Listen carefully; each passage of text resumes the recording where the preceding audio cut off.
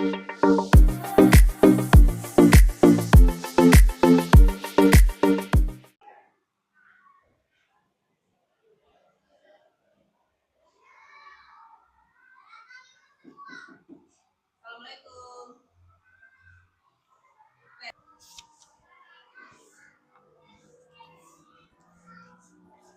Assalamualaikum. Waalaikumsalam. Terus dari mana, Kak? Dari bawah, Kak. Tadi dari perpus. Habis apa kegiatannya hari ini? Alhamdulillah hari ini itu lumayan melelahkan ya. Dari upacara, terus ada kasus siswa tadi ya karena atribut upacaranya kurang. Jadi tadi membariskan di bawah dulu. Oke. Kemarin sudah janjian ya, Kak ya, dengan saya mengenai konseling individu. Iya, Sebelumnya Kak. di sini saya ingin menekankan lagi bahwa konseling individu itu ada beberapa asas. Yang paling utama adalah asas kerahasiaan. Jadi nanti kalau ketika Kakak menceritakan apapun itu, insya Allah akan saya jaga kerahasiaannya. Jadi tidak akan menyebar ke orang lain mengenai apapun itu masalah dari Kakak sendiri. Untuk waktunya kita sepakati dulu nih mau berapa menit. Untuk kesepakatannya waktunya bagaimana kalau 20 menit saja, apakah cukup? Cukup mungkin. Kakak, sebelum kita memulai konseling individu pada pagi hari ini, kita berkenalan terlebih dahulu ya. Nah, kalau perkenalkan, nama saya Wahyu Lestari, saya merupakan seorang mahasiswi akhir di Universitas PGRI Semarang, jurusan bimbingan dan konseling. Oke, terima kasih. Perkenalkan, saya Ibu Intan ya, sebagai guru di salah satu sekolah swasta yang ada di Juwana. Di sini saya sebagai guru BK atau pengampu BK di sekolah ini. Untuk memulai kegiatan pada pagi hari ini, kita berdoa terlebih dahulu ya Bu ya. Berdoa mulai. Doa selesai. Jadi bagaimana perasaan Kakak hari ini? Untuk perasaan hari ini cukup senang, tapi ya agak sedih karena mungkin tadi ya banyak kegiatan, mungkin dari hatinya juga kurang enak. Jadi untuk feel-nya hari ini memang cukup campur aduk gitu. Kalau boleh tahu kenapa kok bisa campur aduk? Jadi awalnya itu gini Kak, saya itu memang dari rumah sudah bad mood, sudah seperti itu. Nah, kenapa kok seperti itu bad mood? Jadi akhir-akhir ini itu memang banyak tugas dari sekolah karena kebanyakan memang ini ya administrasi guru memang banyak sekali akhir-akhir ini dan memang akhir bulan juga. Biasanya itu di awal bulan atau akhir bulan itu memang administrasi untuk kegiatan kantor itu memang harus di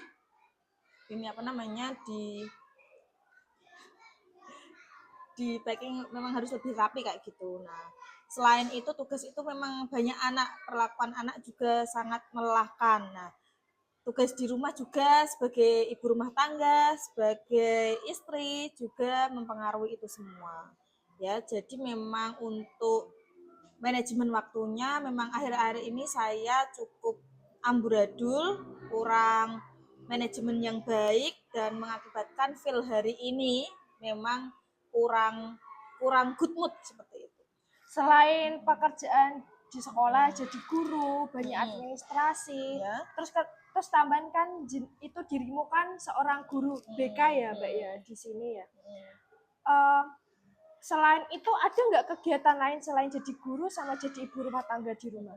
Nah memang seperti ini ya Kak, memang tidak dipungkiri untuk guru memang seperti kita ini memang honorer itu memang tidak luput dari ekonominya. Nah untuk menunjang ekonomi tersebut memang saya itu membuka usaha les bimbel. Nah seperti itu memang dari pulang sekolah saya mengambil istirahat 1 jam terus ngajar bimbel itu. Nah, untuk bimbelnya itu saya punya 10 anak kurang lebih. Saya di situ mengajar berbagai bidang termasuk tahfidznya. Ya tidak memungkinkan ya, tidak dipungkiri juga kegiatan itu menambah waktu kerja saya. Jadi kerja itu kerja dari pagi sampai sore, terus waktu jeda 1 jam, langsung bimbel lagi 1 jam, istirahat lagi, terus habis maghrib atau habis sholat itu ya ada bimbel lagi. Jadi mungkin untuk keseharian saya itu full memang. Nah, tugas sebagai ibu, istri, dan guru dan membuka usaha ya sebagai working mom itu memang cukup melelahkan bagi saya. Nah, di sini saya itu memang apa namanya kurang kurang kurang enak. Nah, kurang enak. Saya itu harus sebagai guru di sekolah, sebagai istri dan ibu, terus membuka les karena tidak dipungkiri kalau pun saya tidak buka les, nah ekonomi saya itu terus bagaimana? Karena tidak dipungkiri untuk gaji seorang guru honorer itu memang kalau dibuat ini ya, apa namanya sudah berkeluarga itu memang kurang lebihnya ya pas-pasan seperti itu. Kalau boleh tahu, untuk anaknya sendiri kelas berapa ya?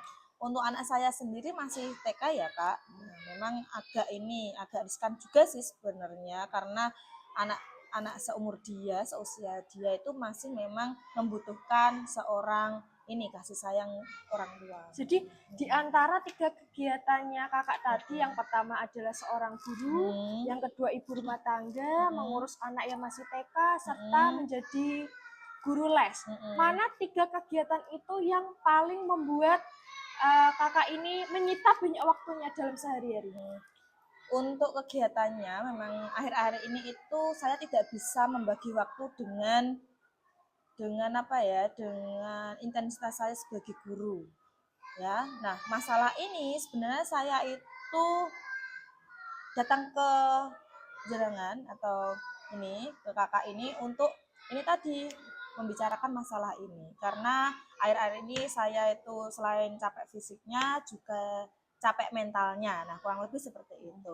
Jadi memang untuk yang paling menyita waktu itu adalah di pekerjaan guru karena guru notabene saya guru BK di sekolah yang full day memang dari jam 7 sampai jam 3 kurang lebih itu memang membutuhkan banyak effort ya baik fisik, tenaga, pikiran. Nah, sampai rumah juga ini ya alhamdulillahnya anak saya sudah mandiri jadi memang lebih ringan untuk mengurus anak. Nah, alhamdulillah di situ. Terus untuk guru les, untuk usaha saya itu tadi menunjang ekonominya memang kan waktunya 1 jam. Ya menurut saya ya itu juga passion saya di situ. Jadi ya dibuat menyenangkan. Memang yang menjadi guru di sekolah itu agak ini ya, agak riskan karena memang full day dan memang banyak sekali kegiatannya itu. Mungkin dari situ. Oke, kalau seperti itu saya ingin tahu gitu apa kegiatannya kakak dari bangun pagi sampai akan berangkat sekolah, setelah itu pulang sekolah sampai malamnya lagi untuk tidur seperti itu gitu. Ya. Nah, jadi kurang lebih seperti ini ya Kak. Untuk kegiatan malam itu memang saya persiapkan dari sekolah anak, tugas-tugas saya membuat LKPD untuk konseling atau mengajar di sekolah, terus mungkin ada pekerjaan rumah yang saya cicil, mungkin nyetrika atau nyuci ya gitu. Terus nah sebelum tidur kan itu, terus bangun tidur. Nah, ini bangun tidur paling cuma menyiapkan makanan atau sarapan buat anak saya. Nah, alhamdulillah itu tadi anak saya sudah lebih mandiri ya, cuma mengingatkan saja kurang lebih seperti itu. Paling ya menyiapkan, terus beres-beres sedikit, terus sampai sekolah ngajar karena intensitasnya itu full saya 8 jam ya. 8 jam di sekolah itu memang menghabiskan banyak pikiran dan tenaga.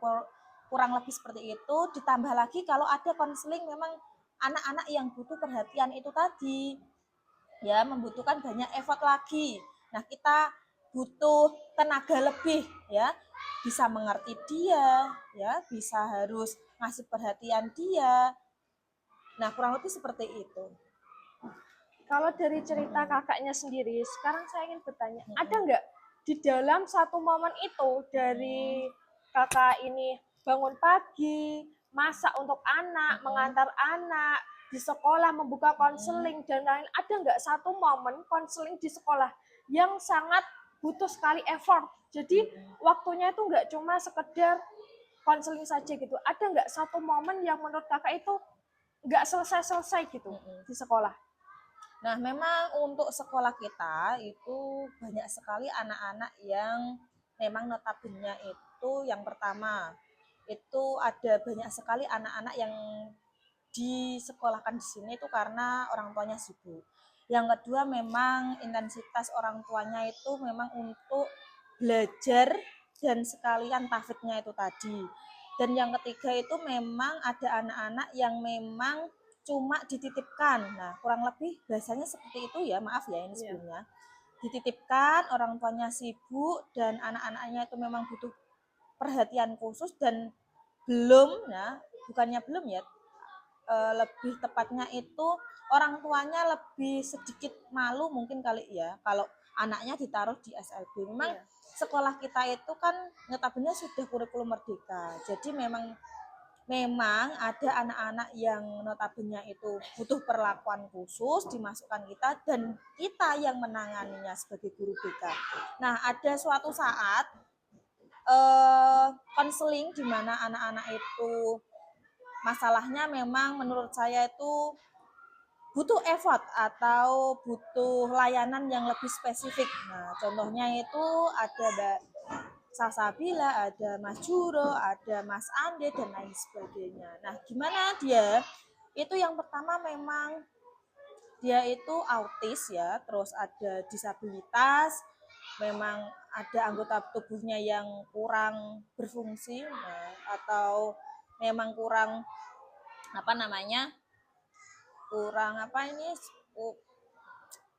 kurang apa ya Ini pola pikirnya. pola pikirnya nah kurang kurang pas lah intinya seperti itu. Memang kita harus lebih banyak effortnya, baik belajarnya, perilaku sosialnya. Memang kita harus banyak perhatian untuk anak-anak itu.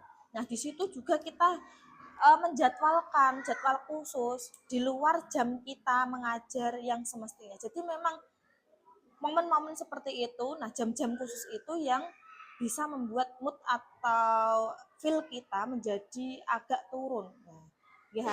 Terus selain kita menjaga mood kita sendiri, harus menjaga mood anak lain dan memperhatikannya dan ngasih penjelasan atau arahan dalam bentuk apapun. Memang itu butuh effort banyak sekali. Kurang seperti itu, Kak. Untuk selanjutnya, jadi kan masalah atau kendala terbesar dalam hidupnya kakak adalah karena di sekolah banyak sekali konseling, di mana banyak sekali di sini ada anak-anak yang berkebutuhan khusus, ada yang semi autis, ada yang karena fisik, dan ada yang karena yang lain. Jadi di antara kasus-kasus mereka, ada nggak yang lebih kendalanya itu lebih besar sekali, semisal berhadapan dengan orang tua atau yang lain-lain seperti itu? Untuk sekolah kami insya Allah sudah tertangani ya untuk kasus-kasus anak seperti itu karena di sekolah kami juga banyak guru-guru yang profesional dan notabene memang sesuai jurusannya. Untuk kasus yang lebih besar itu mungkin bukan mengarah ke kesehatan mentalnya tapi mungkin sudah kasus kriminal. Nah, anak-anak tidak dipungkiri kalau memang notabene itu bermain, tapi juga kita harus saling mengawasi dan mengingatkan bahwa yang pertama itu kalau sudah kelas atas memang yang pertama itu sudah mengenal atau mencoba rokok atau vape. Yang kedua itu sudah mengenal lawan jenis, sudah mulai bisa suka lawan jenis. Dan yang ketiga itu mengambil barang orang lain. Nah, di situ memang banyak sekali pro kontra. Nah, kita sebagai guru juga kadang memposisikan sebagai orang tua, sebagai guru di sekolah, dan memposisikan sebagai murid. Apa yang dialami murid itu. Untuk orang tua, insya Allah kita sudah membuka gitu ya, membuka konseling pribadi atau face to face kita mengundang orang tua dengan dijadwalkan hari khusus gitu. Insya Allah untuk orang tua aman walaupun ada orang tua yang memang belum atau tidak tahu. Nah, notabene itu di sekolah itu ada guru BK dan tidak terima seperti itu. Nah, tugas kita itu ngasih tahu ya, kasih pemahaman kalau di sekolah ini sudah bagus, sudah ada penanganan dari BK dan dijelaskan tuntutannya. Jadi anak-anak kalau orang tuanya dipanggil itu tidak selalu ada masalah ya, diingat, kita mengingatkan seperti itu. Kalaupun ada masalah juga orang tua dikasih tahu dan dikasih arahan seperti itu. Baik. Untuk selanjutnya, Mm-mm. untuk kakak ini apakah mendapatkan dukungan dari keluarga atau rekan kerja atau murid-murid kakak selama dengan masalah kondisi kakak ini yang waktunya sangat terbatas di bidang konseling ini?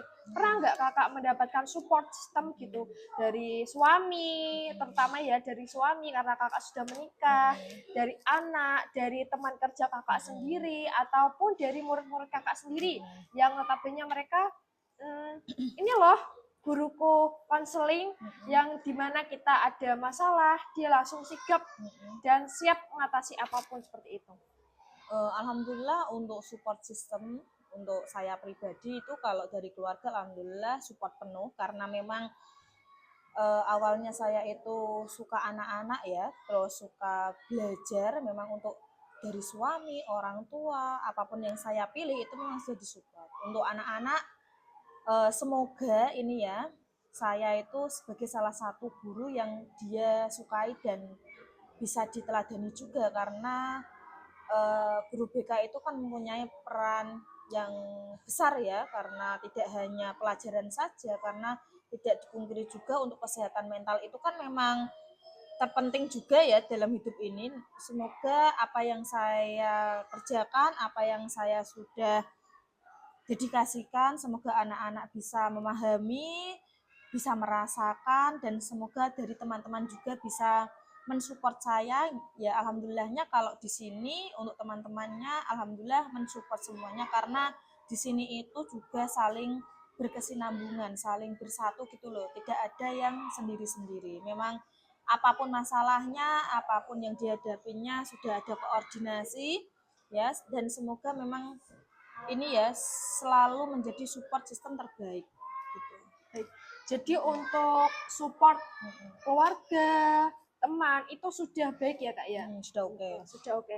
Pernah tidak menurut kakak itu support, tapi tiba-tiba di belakangnya kakak sendiri mereka ada berkesinambungan antara pendapat kakak dengan mereka mengenai, misal contohnya adalah ketika kakak melakukan konseling dan sudah merasa banyak sekali konseling, kakak merasa capek dan mereka membutuhkan konseling itu untuk segera. Pernah tidak ada terjadi sebuah perbedaan pendapat antara kakak dan teman kakak itu?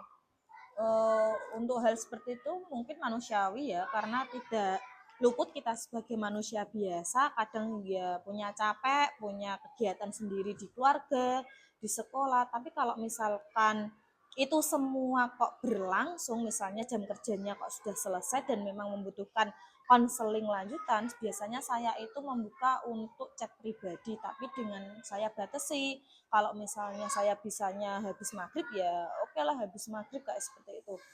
Sebenarnya saya itu nggak apa-apa ya kalau misalnya di luar jam kerja saya terus ada urgent misalnya konseling itu, entah itu dari orang tua atau tiba-tiba murid ada masalah terus datang ke saya, itu sebenarnya saya nggak masalah, cuma kadang itu kita kan capek. Nah namanya orang ada capeknya juga kan, oke lah ya. Mungkin itu kadang saya kasih jeda dulu, saya untuk istirahat sebentar atau sholat atau apa.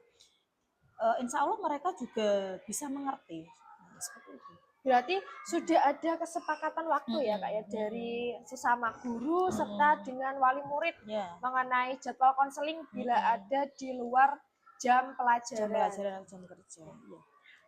Jadi selanjutnya adalah tadi karena kakak aktivitasnya yang paling banyak adalah konseling, bisa tidak untuk yang waktu konseling itu dikurangi sehingga waktunya kakak menjadi lebih efisien? Misal contohnya dari untuk perharinya tadi 8 JPL ya kak ya. Jadi 8 JPL itu misal yang digunakan adalah 7 JPL jadi atau 6 JPL. Jadi untuk yang sisa 2 JPL adalah bisa digunakan untuk administrasi konseling, misal membuat LKPD, pembaruan buku dan lain-lain seperti itu. Untuk sebenarnya jadwal pelajaran atau jam konseling saya itu perharinya kan 8 JPL. Kalau misalnya ditambah piket atau apa kan memang full sekali ya kak. mungkin kurang kurang apa ya, kurang efisien juga kalau dikatakan harus dikurangi, karena kasihan juga untuk anak-anak apa namanya menunggu menunggu hari atau menunggu antrian mungkin ya, karena banyak sekali kasus-kasus atau apapun itu ya di sekolah. Nah, kalau dikurangi mungkin kurang efisien, tapi kok misalnya untuk di sela-sela itu, nah mungkin saya bisa. Tapi memang kadang itu satu hari full memang serasa capek banget gitu loh memang. Tapi kalau dikurangi per jam itu kan tidak bisa ya, karena itu sudah peraturan dari sekolah. Nah, kurang lebih seperti itu. Oke. Dari pekerjaan jenengan tadi, yang pertama ada menjadi ibu rumah tangga, menjadi les dan konseling. Mana pekerjaan? Jika semisal hari ini ada konseling, jika hari ini ada les, atau kita bilang saja konseling saja, karena menurutnya kakak tadi pekerjaan yang paling melelahkan adalah konseling di sekolah. Semisal mungkin saja pada hari ini kakak kan sedang melakukan konseling dengan anak-anak yang tidak membawa atribut lengkap karena upacara. Semisal ketika kakak memberitahukan mereka, mengonseling mereka, jika mereka tidak sesuai dengan rencana kakak, misal kakak ingin menerapkan sistem A, sistem B, tapi mereka tidak sesuai dengan kakak, apa yang kakak lakukan? Untuk menabuhnya memang peraturan itu kan sudah dibuat ya. Nah, kalau misalkan ada anak kok sudah di plan A, di plan B kok memang belum sampai tahap seperti itu, kita sebagai guru BK memang yang pertama itu introspeksi atau berbenah diri dulu. Apakah kita metodenya yang salah, apakah pendekatannya yang salah, atau kita memberikan layanannya itu kurang maksimal seperti itu. Jadi memang untuk plan A, plan B, plan C memang terkadang itu kita susah juga untuk selalu atau harus menargetkan. Itu apapun itu memang harus lewat proses dulu.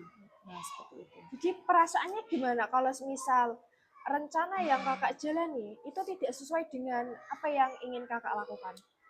Untuk perasaan memang agak kecewa ya. Yang pertama tuh kecewa ke diri sendiri. Kenapa kok belum sampai mencapai yang maksimal? Tapi secara keseluruhan untuk perasaan itu saya kembalikan lagi ya. Saya berpikirnya itu pasti ada dari saya, mungkin karena saya itu sebagai wadah untuk konseling, sebagai pengayom anak-anak itu memang saya harus lebih introspeksi diri seperti itu. Dari cerita kakak tadi, pernah nggak kakak ini membuat sebuah jadwal, yaitu jadwal kesehariannya tadi? Yang pertama ini sedang melakukan sholat subuh, misalnya bangun jam berapa, setelah itu sholat subuh, melakukan kegiatan apa, dan lain-lain seperti itu. Untuk jadwal atau manajemen waktu itu sebenarnya saya sudah membuat, tapi namanya orang ada luputnya ya, ada salahnya ya. Kadang memang jadwal itu ada yang tidak terpenuhi. Misalnya kok sudah saya jadwal, misalnya sholat subuh, sarapan, mandi, terus berangkat sekolah jam segini. Nah, misalnya sampai sekolah seperti ini dan ini memang ada momen yang tertinggal. Contohnya, kadang itu ada jadwal untuk masak. Ya, saya itu kadang itu ada hari di mana memang harus masak karena nutrisi anak saya itu harus terpenuhi gitu ya. Dan alhasil karena jadwal di sekolah itu kan lebih ya untuk konseling tadi, karena di jam pelajaran itu tadi saya bawa berkasnya pulang untuk saya ini fokus untuk administrasi, itu kadang itu saya sampai malam memang dan ketiduran ya mungkin sampai jam waktunya bangun itu melebihi jadwal. Jadi memang ada momen-momen saya masak atau apa itu memang khusus untuk prepare anak saya itu ada yang tertinggal. Kadang memang saya itu tidak dipungkiri ya, ada jadwal-jadwal yang saya loncati atau tidak sesuai jadwal itu tadi. Jika diberikan sebuah pilihan nih ya kak ya, kan kita nggak tahu, kan kita memilih saja gitu kan. jika diberikan sebuah pilihan di antara 3 beban tadi, apa beban yang ingin kakak kurangi sedikit? Dari yang harus bangunnya tadi kadang sering telat, setelah itu harus mengantar anak sekolah dan lain-lain. Ada nggak yang ingin kakak kurangi gitu bebannya? Nah, untuk beban, untuk saat ini saya enjoy ya, sudah enjoy, tapi memang itu tadi untuk waktunya saya belum maksimal. Nah, makanya saya datang untuk mengkonsultasikan ini semua. Kalaupun saya mengurangi jadwal-jadwal itu yang memang paling urgent, itu memang kalau menurut saya itu harus mengurangi jadwal les saya ya, karena memang itu tadi saya sudah siap menjadi guru di sekolah, terus sudah siap menjadi istri dan ibu. Nah, seperti itu sebenarnya saya itu pengen mengurangi jadwal les atau sebagai guru les itu tadi. Tapi karena sudah namanya terlanjur, sudah masuk, sudah dan berjalan, nah alhamdulillah sudah ramai gitu ya. Kalau misalnya saya kurangi, nanti juga kacau. Seperti itu. Jadi menurut saya ya kak ya, jadi untuk masalah ini itu adalah yang kakak tadi kan bilang ya, bangunnya kan juga sering telat sekali. Bangunnya sering tadi, mungkin jam 5 apakah sudah bangun? Oke, sudah bangun Oh, saya sudah jam bangun. Mungkin dari pergeseran waktu saja dulu kak, kita bisa bangun dulu di jam 4 atau setengah 5 ya. Untuk kita prepare dulu, kan tadi kakak bilang adalah untuk memasak buat anak, harus bersih-bersih rumah juga. Bisa kita awali dengan setengah jam dari bangun kita biasanya terlebih dahulu. Untuk yang pertama tadi memasak untuk anak ya, karena anaknya sekarang sudah TK dan anak TK itu membutuhkan banyak sekali perhatian yang lebih besar gitu. Jadi kita mulainya dari kakak akan bangun tidur dulu. Setelah itu sampai kita tidur dulu, kita buat jadwal yang lebih terperinci. Misal untuk tidurnya nanti biasanya kakak tidurnya jam berapa kalau boleh tahu? Kalau nggak ada tugas dari sekolah itu jam setengah 10, jam 10 itu sudah tidur. Kalau ada tugas dari sekolah dan memang notabene harus diselesaikan deadline-nya itu besok hari, kadang itu memang jam 11, jam 12 itu baru bisa tidur. Kalau untuk jadwal lesnya biasanya setiap hari apa sampai jam berapa? Untuk les, untuk lesnya itu saya Senin sampai Kamis, memang dari jam 4 sampai jam 5, habis itu habis maghrib jam 7 sampai jam 8. Baik, untuk mungkin ya, karena menurut saya yang bisa kita pergeser adalah jadwal lesnya. Mungkin bisa dimulai dengan hari Senin sampai hari Jumat saja. Tapi untuk hari Jumatnya itu bisa kakak isi dari jam 4 sampai jam 5 saja. Jadi untuk setelah itu kakak bisa beristirahat untuk mempersiapkan hari besok. Karena biasanya untuk hari Sabtu dan Minggu kan dipergunakan untuk benar-benar keluarga, tidak ada acara di sekolah, tidak ada jadwal untuk ngelesi, pekerjaan dan lain-lain. Jadi misal kakak nanti bisa bangun dari jam setengah 5 ataupun jam 4, sholat dulu dan lain-lain. Setelah itu mempersiapkan untuk sekolah, pulang sekolah bisa melakukan les, tapi di hari Senin sampai Jumat, di mana nanti bisa dikurangi jadwalnya di hari Kamis nanti atau di hari apa, jadwalnya digeser di hari Jumat. Jadi pas hari Jumat kakak ada tambahan 2 jam dan di hari lain kakak ada pengurangan hari. Jadi kakak tidak perlu merasa terlalu jadwalnya full sekali, karena tadi yang saya lihat kan jadwalnya benar-benar dari jam setengah 5 sampai jam setengah 10 malam. Belum termasuk harus mempersiapkan hal-hal yang ada di sekolah. Nah, untuk selanjutnya kita akan membuat sebuah rencana manajemen waktu. Jadi nanti kakak akan menulis jadwalnya seperti apa dan lain-lain. Setelah itu kita akan menyusun di mana sih jadwal yang sangat bentrok dengan stimulan tubuhnya kakak sendiri. Oke. Ini akan saya persiapkan sebuah kertas ya kak ya. Jadi di sini nanti kakak bisa menyusun gitu, mau bangun jam berapa atau les jam berapa, seperti itu. Urak-urak. Sudah kak? Nah, sudah kak, baik. Untuk ini, Mm-mm. bagaimana kalau kita coba mulai minggu depan untuk melakukan susunan jadwal seperti ini, Kak? Ya, Gitu. bisa. Oke. Dari sini Kakak dari cerita kakak tadi, setelah bercerita dengan saya, ada tidak perasaan sudah lega, sudah mengeluarkan semua unek-unek yang kakak jalani selama ini, karena sudah merasa capek dan lain-lain dengan jadwal kakak yang padat antara les, ibu rumah tangga, dan jadwal di sekolah. Alhamdulillah untuk feel-nya hari ini saya sedikit lega karena sudah tahu ya jadwal apa saja yang harus saya kurangi dan yang urgent yang mana yang memang harus butuh lebih cepat agar pekerjaan lain eh, lebih cepat ditangani juga gitu.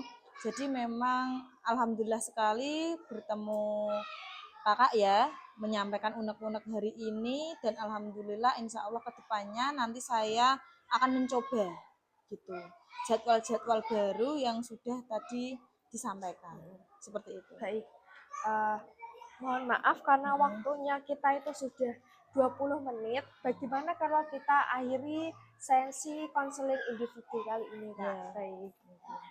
Untuk selanjutnya, sebelum kita selesai, kita berdoa terlebih dahulu menurut keyakinan kita masing-masing. Ya. Berdoa dimulai. Berdoa selesai, saya mohon maaf bila pada saat selama konseling saya banyak sekali bertanya dan banyak sekali hal-hal yang lain ya. Terima kasih karena kakak hari ini sudah melakukan konseling dan berbagi masalah dengan saya. Semoga di lain kesempatan kakak bisa berbagi masalah lagi atau berbagi manfaat lagi setelah melakukan konseling pada hari ini. Terima kasih juga atas apapun yang jenengan berikan kepada saya, semoga bermanfaat bagi saya dan tidak henti-hentinya menampung apa aja ya aspirasi, keluh kesah atau apapun dari saya. Semoga semuanya sehat, semoga semuanya tidak ada masalah dan bisa menjalaninya dengan maksimal dan bahagia seperti itu. Terima kasih kakak. Terima kasih ya. Iya, terima kasih banyak.